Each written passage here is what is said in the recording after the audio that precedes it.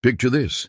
The English countryside in 1943, rolling green fields dotted with what appeared to be the most formidable tank formation the world had ever seen. From a distance, rows upon rows of Sherman tanks stretched across the horizon, their steel hulls gleaming in the morning sun, their cannon barrels pointed toward an unseen enemy across the English Channel. German reconnaissance planes circling overhead would photograph these massive formations, their pilots radioing back urgent reports about American armor massing for invasion. But if those German aviators had landed and walked among those tanks, they would have discovered something that would have made them question everything they thought they knew about warfare itself. Those tanks were made of wood, canvas, and rubber, every single one of them. And the man responsible for this incredible deception wasn't even a traditional soldier. His name was Jasper Maskelyne, a British stage magician whose greatest trick wasn't making a rabbit disappear from a hat, but making an entire German army look in the wrong direction when the fate of the free world hung in the balance. Maskelyne had spent his life before the war amazing audiences in London's theatres, following in the footsteps of his grandfather, the famous magician John Neville Maskelyne. But when Hitler's war machine began rolling across Europe, this master of illusion realized that his skills might serve a purpose far greater than entertainment. The principles that made audiences gasp in wonder at a vanishing elephant could, he believed, make entire enemy armies vanish into thin air through the power of strategic deception. The British War Office, desperate for any advantage against the seemingly unstoppable German war machine, was initially skeptical. What could a civilian magician possibly contribute to the serious business of military strategy? But as the situation grew more desperate and conventional tactics seemed insufficient against German efficiency and brutality, military planners began to listen. They established what would become known as the Magic Gang, officially designated as the Royal Engineers Camouflage Development and Training Centre. With Maskelyne at its heart, the first challenge came in North Africa, where British forces under General Montgomery were facing Rommel's Afrika Korps across the desert sands. Rommel, the Desert Fox, had earned his reputation through lightning-fast maneuvers and an uncanny ability to strike where his enemies least expected. British intelligence desperately needed to know where German forces were concentrating, but Rommel's own reconnaissance was too effective, constantly discovering British positions and intentions. Maskelyne proposed something audacious. If they couldn't hide from German scouts, they would give them something spectacular to see, something so convincing that it would draw German attention exactly where the British wanted it. He began constructing fake military installations across the desert, complete with dummy tanks, aircraft, and supply depots. But these weren't simple decoys. They were masterpieces of theatrical engineering, designed to fool not just casual observation, but detailed photographic reconnaissance.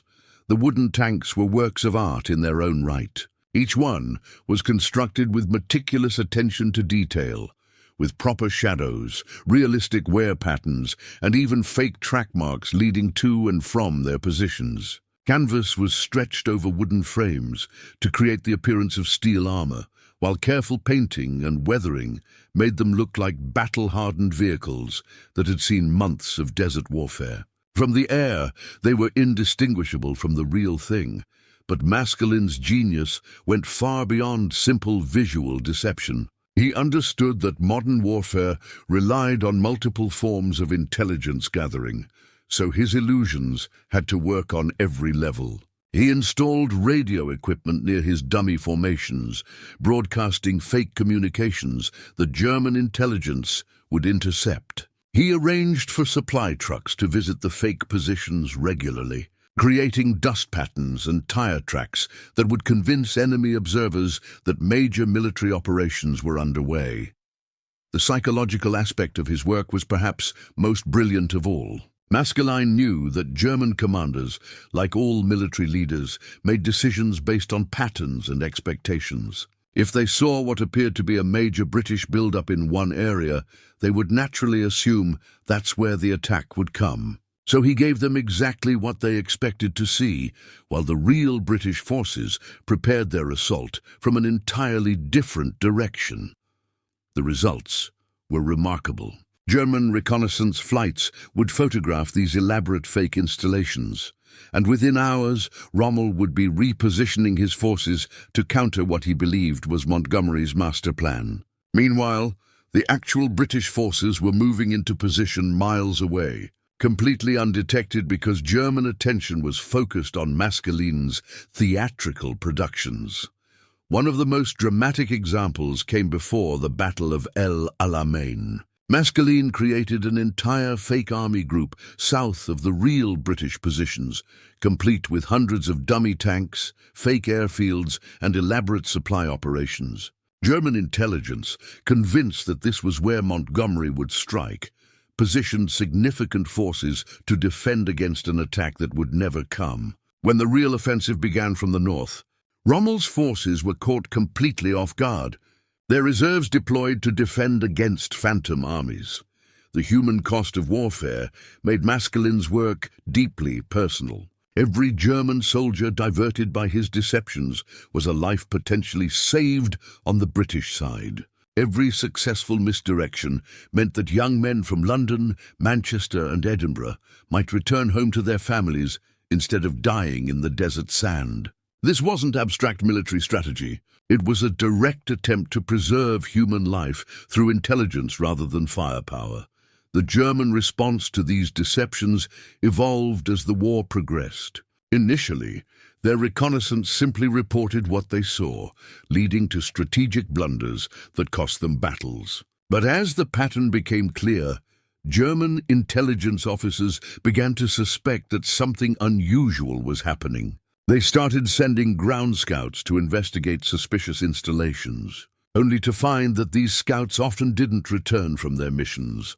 The disappearance of German reconnaissance teams wasn't due to any sinister action by British forces. Instead, it reflected the comprehensive nature of Maskelyne's deceptions. When scouts approached what they believed were fake installations, they often found themselves lost in a maze of false positions, misleading landmarks, and carefully constructed confusion. Some wandered in circles for days before being captured by British patrols. Others, convinced they had discovered the deception, would report back with information that was itself part of a larger pattern of misdirection. This psychological warfare extended beyond the immediate battlefield. German commanders, frustrated by conflicting intelligence reports and the apparent unreliability of their own reconnaissance, began to doubt their decision-making processes. The fog of war, always present in military operations, became even thicker when the enemy couldn't trust what their own eyes were telling them. Maskelyne's techniques were refined and expanded throughout the war. By 1944, as Allied forces prepared for D-Day, his methods had been incorporated into Operation Fortitude, the massive deception operation designed to convince German commanders that the invasion would come at Pas-de-Calais rather than Normandy. The fake army group that appeared to be massing in southeastern England, complete with inflatable tanks and wooden aircraft, was a direct descendant of those early experiments in the North African desert. The personal toll on Maskelyne himself was considerable. The man who had once brought joy and wonder to theatre audiences now spent his days contemplating the most effective ways to deceive and confuse enemy forces. The skills that had made children laugh with delight were now being used to save lives through strategic deception. It was a transformation that weighed heavily on his conscience. Even as he recognized the vital importance of his work after the war, many of the details of these deception operations remained classified for decades. Maskelyne returned to his career as an entertainer, but he carried with him the knowledge that his greatest tricks had been performed not on a stage, but across the battlefields of World War II. The wooden tanks that had once fooled German reconnaissance were quietly dismantled and forgotten, their service to history known only to a few.